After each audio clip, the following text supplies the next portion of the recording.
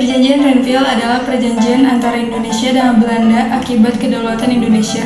Perjanjian Renville dimulai pada 8 Desember 1947 sampai 17 Januari 1948. Perjanjian Renville adalah kelanjutan dari Perundingan Linggarjati.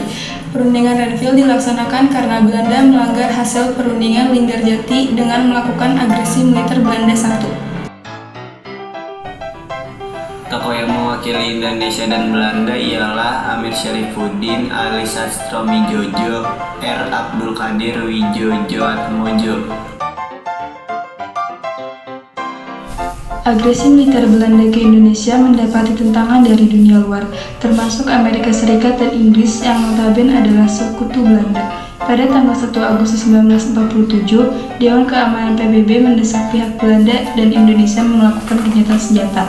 Kemudian, pada tanggal 4 Agustus 1947, kedua belah pihak mengumumkan untuk gencatan senjata yang juga menandai berakhirnya agresi militer Belanda I.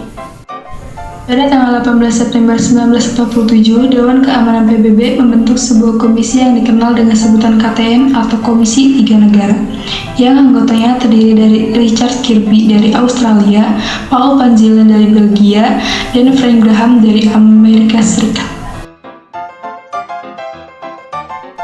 Tugas KTN di Indonesia adalah membantu penyelesaian sengketa antara Indonesia dan Belanda.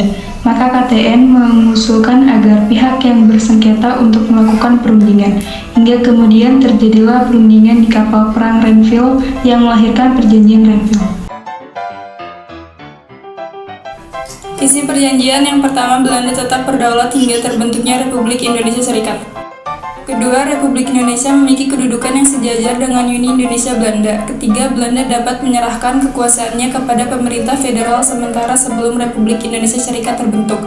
Keempat, penyelenggaraan pemilihan umum pada jangka waktu 6 bulan hingga setahun untuk pembentukan konstituen Republik Indonesia Serikat. Kelima, utara Indonesia yang berada di daerah pendudukan Belanda harus dipindahkan ke daerah Republik Indonesia. Dampak perjanjian Renville yang pertama, wilayah Republik Indonesia menjadi sempit. Hal ini dikarenakan Belanda hanya mengakui Jawa Tengah, Yogyakarta, dan Sumatera sebagai wilayah Republik Indonesia. Yang kedua, ketidakpercayaan masyarakat kepada Perdana Menteri Amir Syarifuddin yang disebabkan beliau menyetujui perjanjian tersebut. Yang ketiga, Belanda menguasai banyak daerah penghasil sumber daya alam akibat penguasaan